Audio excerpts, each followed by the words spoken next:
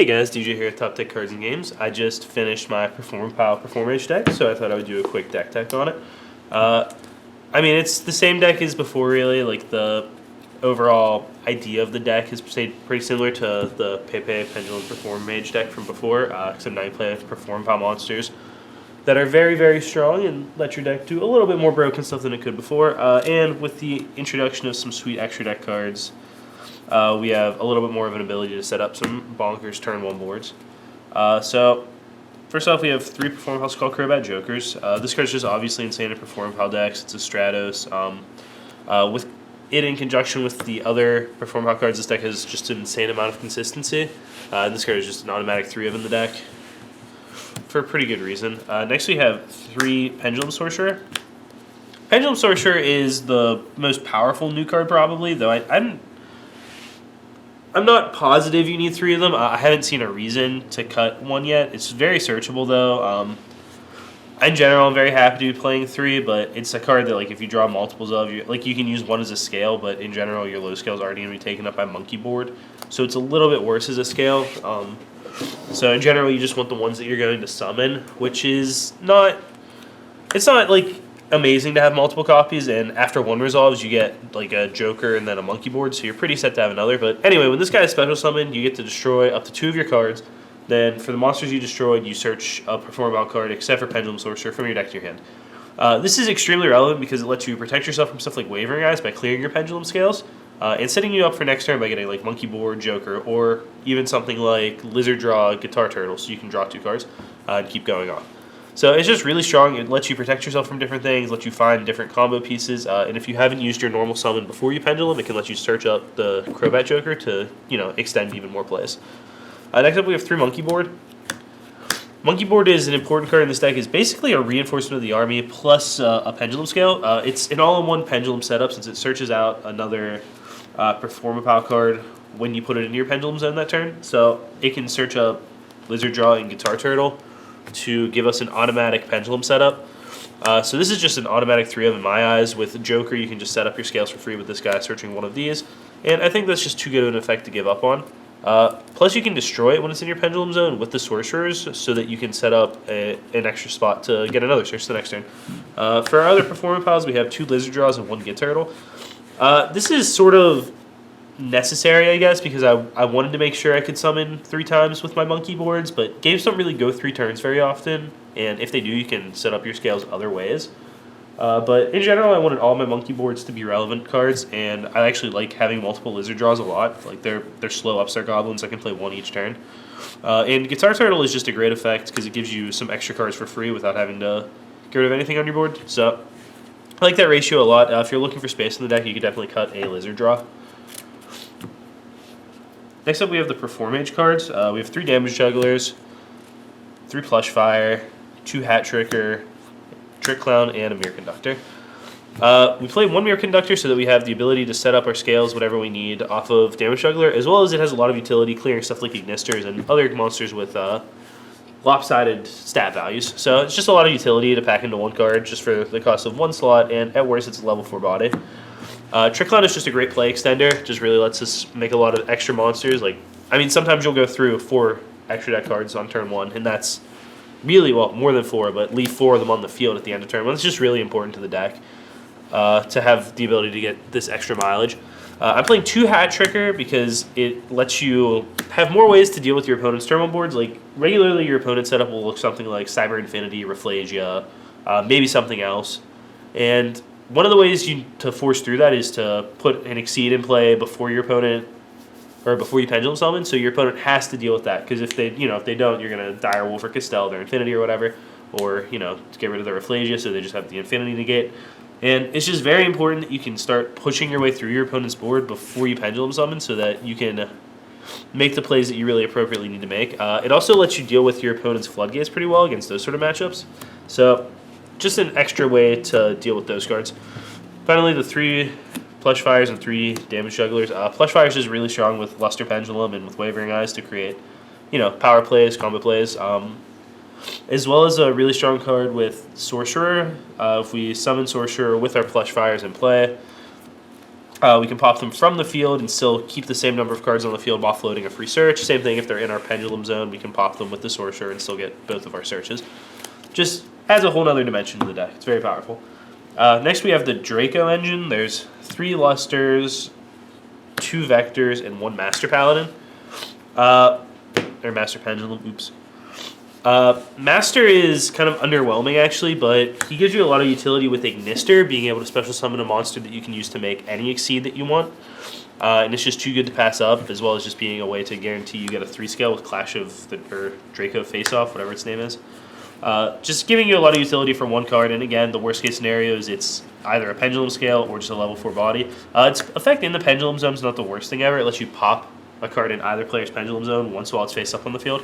So you can either disrupt your opponent's scales for some marginal value or like pop a Plush Fire to get an extra monster for the turn. Not a bad effect. Vector is also kind of underwhelming. It's a really bad Floodgate, but it is a Floodgate nonetheless. It shuts off your opponent's Lusters and Monkey boards, which is cool. Mostly it's just a Draco Overlord, so we can play Draco Face Off, which is just such a powerful card that it's worth playing this junk. If you play the 3rd copy, which isn't unheard of, to make sure you get the most mileage out of Face Off, you can also play Rescue Rabbit, which I think is really cool, since you can then Rabbit for 2 Vectors and make something like an Evil Swarm Nightmare, or just an extra rank 4 at the end of your play.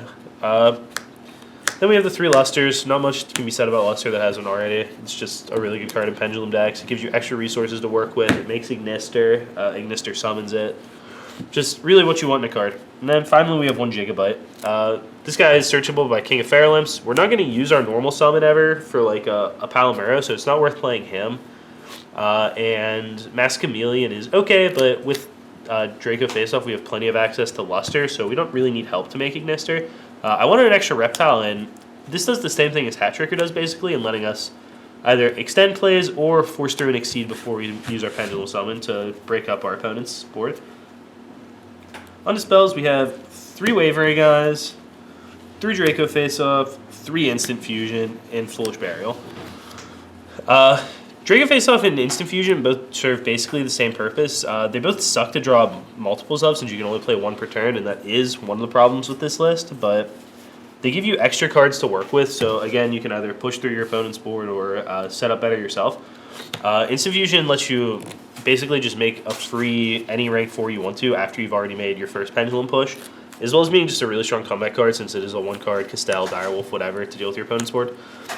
Face-Off is actually way more interesting because it lets us make an Ignister before we combo off a lot of the time. If we hit the right 50-50 and get the Luster into play. If not, the Luster's in our extra deck, so either way we got the Luster to make something afterwards. They both also have the ability, even with nothing in our graveyard for Instant Fusion, to just put an extra body on the board at first so we can deal with a Floodgate monster or something. And then 3 Wavering Guys, kind of goes without saying in Pendulum decks these days. I've done crazy things and tested lists without 3 of them, and for a while I was playing 0 because every time I play this card it seems like it gets damage jugglered or my opponent had to set Wavering Guys themselves. But it's too good to not play 3 copies of. You just kind of have to deal with it and kind of accept the slightly coin flippy nature of it, but you can play in ways to put yourself in the better position off of your Wavering Guys.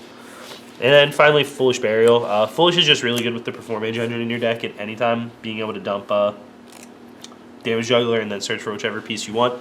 Playing the extra Hat Tricker goes a long way in making this card have more value, since we're always guaranteed to be able to play this as just a level 4 special summon, basically. And on top of that, with Instant Fusion, you can create a lot of interesting plays where you like Foolish Burial or Luster, then play Instant Fusion and make a much neater board than you otherwise would have. And finally, we have 1 copy of Treacherous Trapple. I don't really like this. It's 1 trap too many in my opinion, really, but Rafflesia is really strong. It helps you set up even more unbeatable boards, and the cost of having 1 dead deck slot when you draw this was worth it to me, kind of. If I had more space in my extra deck, I might not bother with this I'll explain what I would fit in instead, I guess, when I get there. But this is okay. Not my favorite thing ever. I would like to just be playing 0 traps. I'm also playing no hand traps right now. This list is kind of built on the premise that, like, you're in a fairly, not balanced metagame, but, like, you're not playing against 100% mirrors and your opponent is choosing to go first every time, because, like, you can kind of next level them in that scenario where, like, they choose to go first every time. And I mean, this deck is sort of built with that in mind, with how many ways I have to create a rank 4 before I combo off. But if your opponent, like you're in that situation where your opponent is consistently going first and, setting up their massive board, you can play a list with hand traps in it, like Maxi and Ghost Ogre are both very good in the mirror.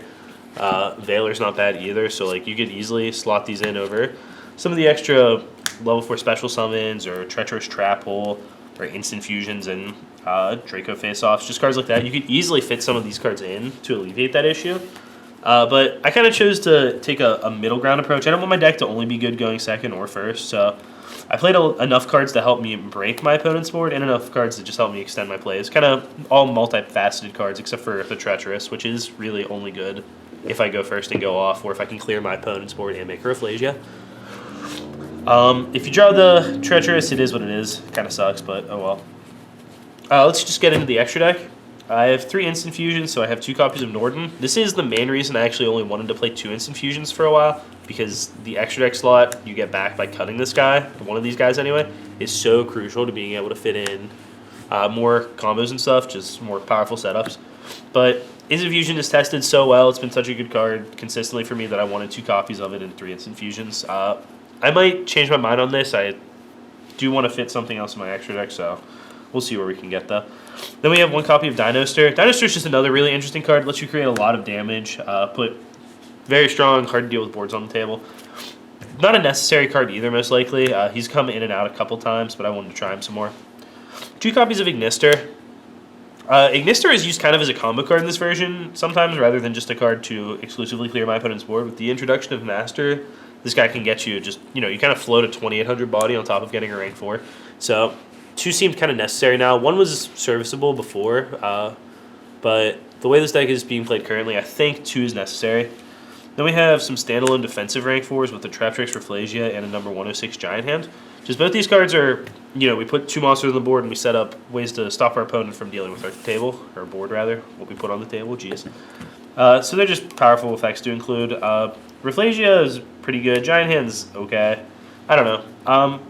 I would really like to fit in a way to make Pleiades. That would be playing Ptolemaeus, another Teller Knight, and then Pleiades himself, along with what I have in here already, just so you can set up like an Infinity Pleiades board. Pleiades also helps deal with boards, so this interests me, but it's a lot of extra deck slots, and these are 2 cards that could easily come out to make those spots go in.